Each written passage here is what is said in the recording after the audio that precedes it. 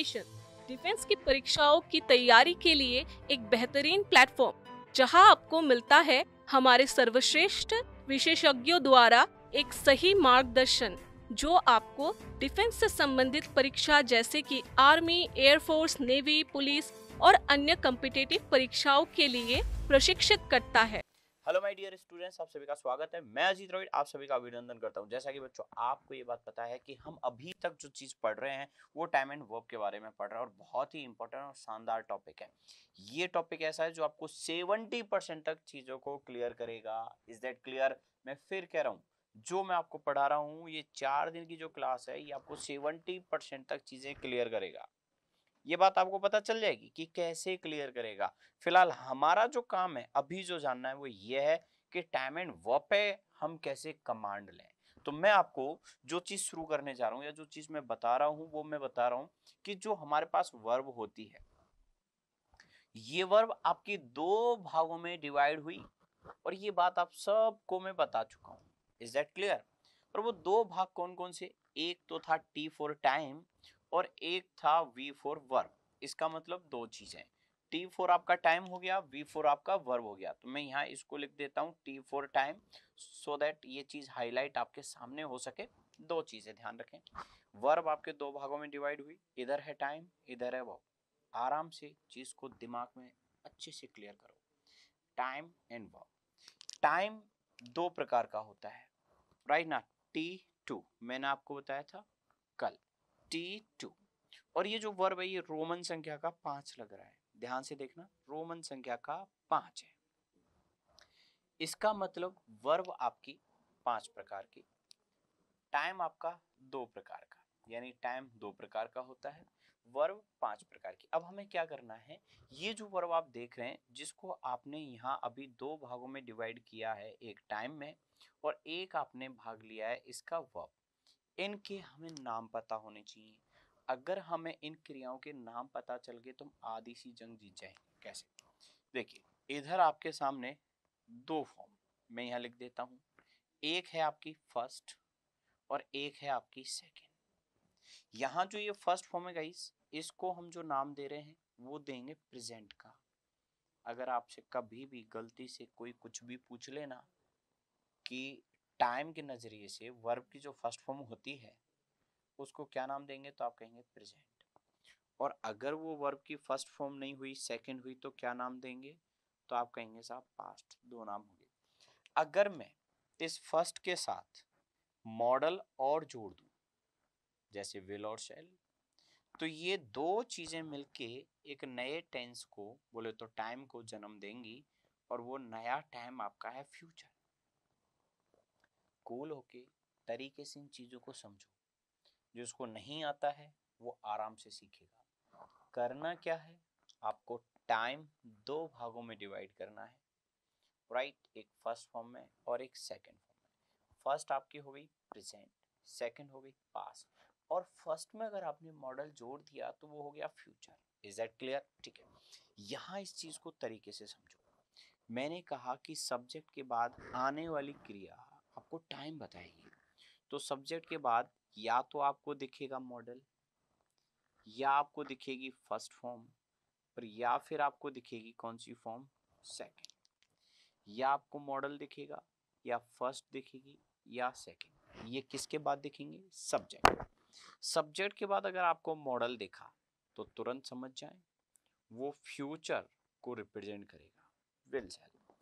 अगर आपको first form दिखाई देती है तो वो आपको प्रेजेंट को रिप्रेजेंट करेगा।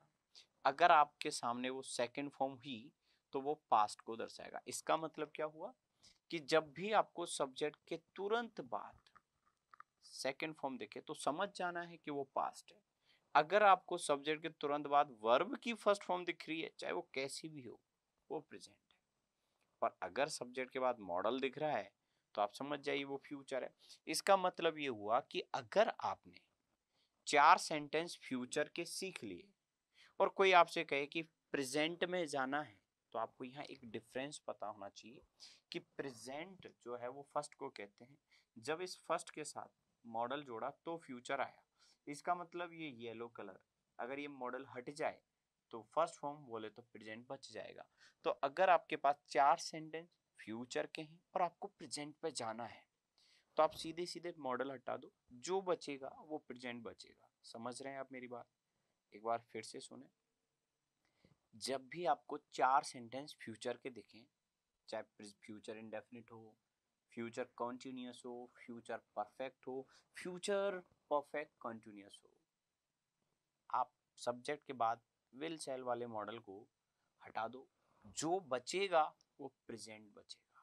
और जैसे ही आपके पास प्रेजेंट बच जाए, फिर आपसे कोई कहे कि पास्ट में जाने के लिए क्या करें, तो जहां जहां फर्स्ट फॉर्म है उस फर्स्ट फॉर्म को वहीं के वहीं आप सेकंड में तब्दील कर दो, पास्ट में पहुंच जाएंगे। यानी कि पास्ट से प्रेजेंट में आना है तो 2 को 1 करना है, प्रेजेंट से फ्यूचर में आना है तो 1 के साथ मॉडल जोड़ना है। तो जैसे ही सब्जेक्ट के बाद आने वाली फर्स्ट फॉर्म के पहले मॉडल लगा दोगे वो फ्यूचर बन जाएगा। जैसे एक छोटा सा एग्जांपल मैंने यहाँ लिया यू, और इसके बाद मैंने एक क्रिया दी आपके सामने राइट। अब इस राइट वर्ब में ये आपको पता है ये अभी सब्जेक्ट के बाद फर्स्ट फॉर्म है, तब तक इसका नाम है प्रेजेंट। अगर फर्स्ट से पहले मॉडल लगा दिया विल शैल, जैसे आपने विल लगाया, तो अब फर्स्ट फॉर्म से पहले विल लगते ही इसका नाम हो गया फ्यूचर। सारे सेंटेंसेस में यही करना है। अगर मॉडल नहीं ले रहे हो और फर्स्ट को आपने सेकंड करके लिख दिया, राइट की जगह आपने सेकंड फॉर्म लिख दी रॉट, तो यही चीज आपकी हो गई पास्ट। यानी कि ये कहानी बहुत ही प्यारी है और शानदार है। आप इतना समझें कि भाई सब्जेक्ट के बाद जब तक फर्स्ट है प्रेजेंट, सब्जेक्ट के बाद सेकंड है पास्ट, सब्जेक्ट के बाद मॉडल है तो फ्यूचर। चाहे फ्यूचर से प्रेजेंट में जाने को कोई कहे, मॉडल हटा के चले जाओगे। प्रेजेंट से पास्ट में जाने को कोई कहे तो फर्स्ट को सेकंड कर दोगे। बस इतना है। यानी कि सारा खेल मिस्टर 12 का है। इसका मतलब जब तक मॉडल है फ्यूचर है, मॉडल हटा प्रेजेंट बचा, फर्स्ट को वहीं के वहीं सेकंड किया तो पास्ट हो गया। मतलब पास्ट से प्रेजेंट में आना चाहते हो तो सेकंड फॉर्म जहां जहां दिखे उसे फर्स्ट करें, और जहां जहां फर्स्ट दिखे उसके आगे अगर मॉडल लगा देंगे तो फ्यूचर में आ जाएंगे। तो सेकंड को फर्स्ट करते ही प्रेजेंट बनेगा और फर्स्ट के साथ मॉडल लगाते ही फ्यूचर बनेगा। ये 3 बेसिक डिफरेंस आपको पता होने चाहिए।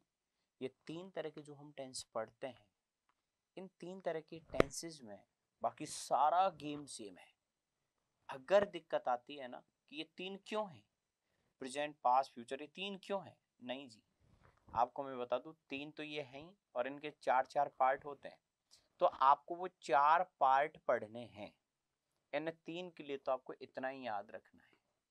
उन 4 पार्ट्स में जब तक मॉडल है वो फ्यूचर है, जब तक फर्स्ट फॉर्म है प्रेजेंट है, जब तक सेकंड फॉर्म है पास्ट है। ये 3 चीजें सिर्फ इन 3 चीजों से क्लियर करनी है।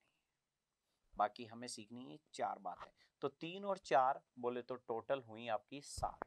यानी 7 बातें सीख लेने से पूरे 12 टेंस क्लियर हो जाएंगे। हमें 7 टेंस नहीं पढ़ने। ये अंतर तो आपको समझ में आ गया। ये पहला स्टेप। दूसरे स्टेप में 4 पॉइंट समझने, यानी कि एक तरह से आपके 5 स्टेप हो गए। 1 और 4 बोले तो 5 स्टेप मैं आपको बताऊंगा, उसमें 12 के 12 टेंस क्लियर हो जाएंगे।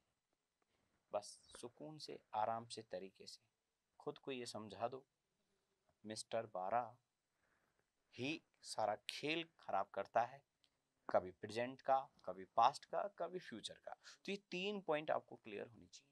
तो पहला काम हमने क्या सीखा, टाइम के नाम। टाइम में फर्स्ट फॉर्म को प्रेजेंट बोला, सेकंड फॉर्म को पास्ट बोला, और फर्स्ट के साथ जैसे ही मॉडल लगाओगे फ्यूचर हो जाएगा।